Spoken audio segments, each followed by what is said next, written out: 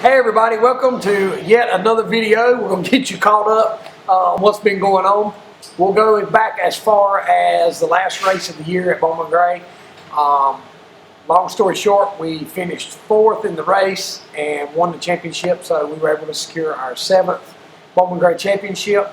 That last race of the year is always nerve-wracking because you never know what's going to happen and how many cars are going to show up. I've never had this happen to me before.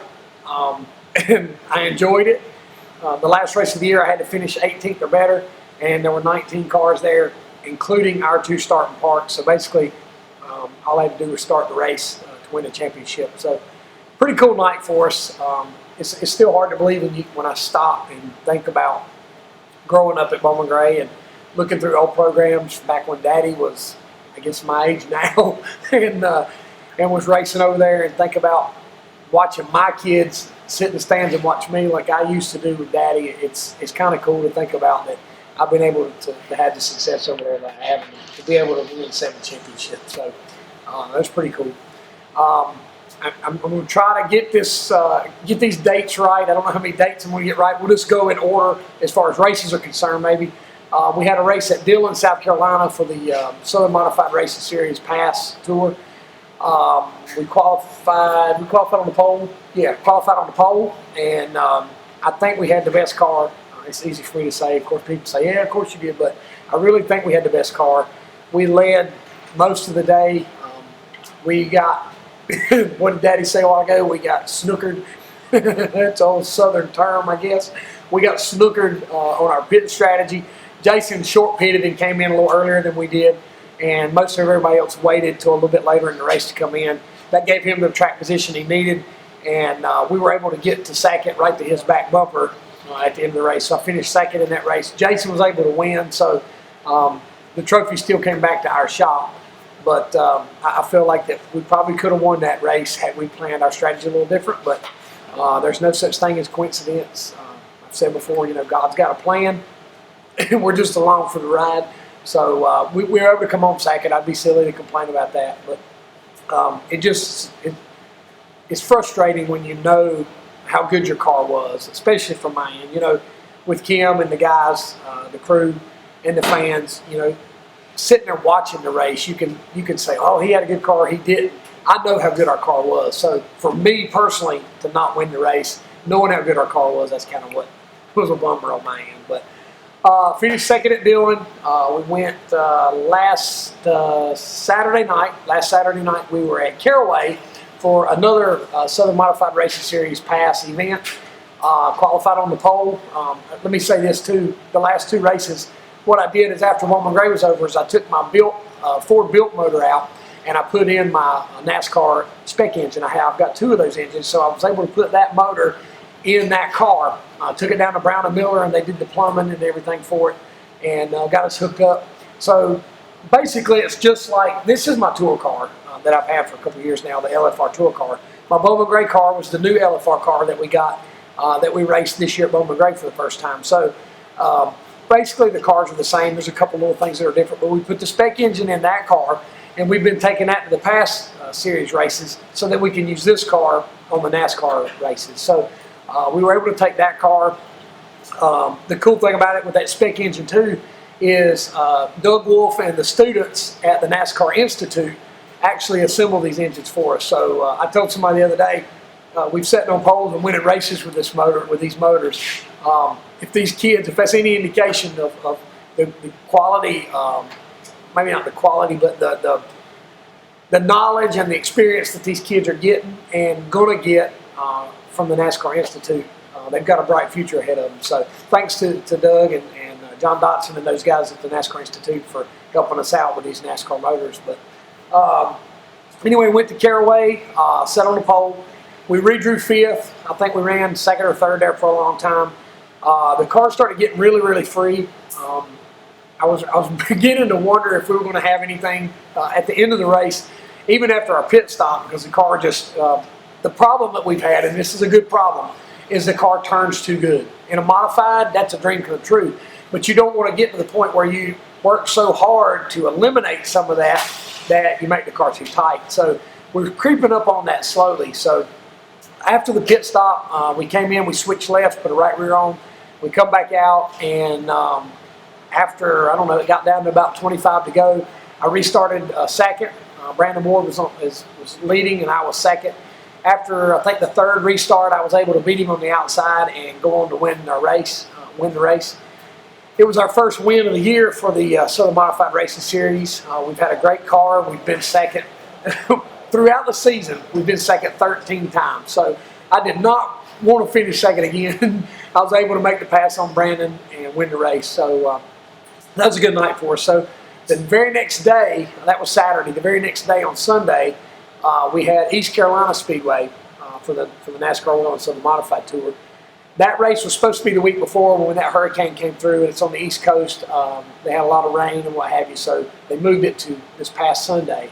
I'll be honest with you, it's the weirdest track I've ever raced on, the way it's laid out, the way you have to drive it.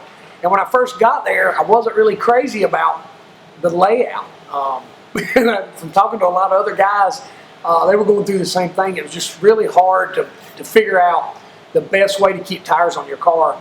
And after we ran all day, I felt like we had a good car. We made a couple changes and able to set on second pole of the weekend. So it was cool to get a pole, especially on the NASCAR Well and Southern Modified Tour. I think it pays $3 or $3.50 for a pole, so that's always good. The race got going, and we led up till about halfway and came in, and just a bad situation. The jack, we had a problem with the jack. It got on the edge of the concrete and was teetering. The car wouldn't jack up, and we just had a couple problems. We lost the lap on pit road. The NASCAR Tour is basically just like what you see on Sunday with the Cup guys. They give a free pass or a wave around, lucky dog, whatever they may call it. If you're the first car one lap down, whenever the caution comes out, you get to come back around to the tail end of the field. Well, I didn't get that opportunity until maybe 15 or 20 laps to go, and was able to come back to fifth. It was kind of the same feeling that I had at Dillon, where I know how good our car was and wasn't able to take advantage of how good it was. But on the flip side of that, you know, there's been times where I probably didn't have the best car and was able to win the race. So it was just one of those racing situations. But other than winning the race at East Carolina, we basically swept the weekend. So it was a really good weekend for us. It was, like I said, I was disappointed, but what I always say, I was happy but not satisfied. But it was tough to swallow. But like I said, it's not my plan. We just kind of go along with it. You have to know that everything happens for a reason. So that got you halfway caught up to where we've been and what's been going on. This weekend we have South Boston Speedway. We're again for the NASCAR World and Southern Modified Tour. We got 3 events left. I'm leading the points in that. And side note, I'm also leading the points in the past series. So hopefully we got one more for that series. We'll get another video in before then and keep you updated on what's going on. But this weekend, South Boston. South Boston, anybody that knows me or knows my history, I've never won at South Boston. So we're looking forward to trying to break that streak this weekend. When we were there in the spring, I think we finally hit on a setup that allows me, when people say, because it's funny, people say, why don't you like South Boston? Why don't you run good at South Boston? What can you say that is the reason that you never won at South Boston? Well, there's really not one particular thing. But I can say on a personal note, from where I sit in the race car, it is the lack of being able to hustle the car at the end of the race. In the spring, we had that. So I'm looking forward to going there. We're going to take the exact same setup we had in the spring, exact same car. So we were second. Sorry, my guard dogs found something to bark at. But we sat on the pole and ran second last time. So hopefully we can sit on the pole and win the race this time. So I'm looking forward to it this weekend. Great facility, great people. It's just going to be great weather. So it's going to be a good time. Hopefully you can come out and see the event at South Boston. Take this time to thank my sponsors, Speedway Auto Auction, Alan Willard, Billy Knuckles, and those guys. They've been with us for a while now. Couldn't do it without them. Citrus Safe Cleaners, Tommy, David, Stephen, of course. These people, like I've told before, and I don't, people say, oh yeah, sponsors, and when you see Cup guys get out and they turn their cup just right, to make sure their bottle, to make sure that their sponsors get exposure. This is why we're able to do what we do, because of sponsors. So don't think that it's being corny, or don't think that it's fluffing something up. It's really a sincere thank you to the sponsors that make it possible for us. So to continue is Remington Scent Control Technologies, RE, Brown & Miller, Budget Sales and Leasing, Adams Towing, Limit Shield is a new product that Bryson Industries has launched.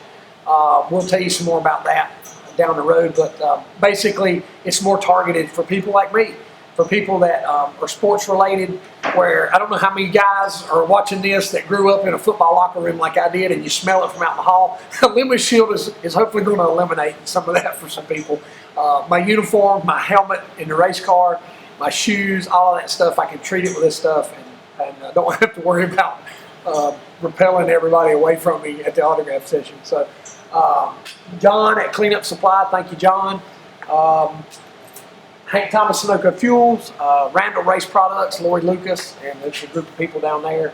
My guys, you know, we race so often, and we keep moving and keep racing from weekend to weekend to weekend.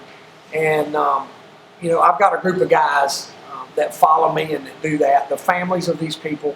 I think it was about as hot this past Sunday at East Carolina Speedway as we've been in a really long time.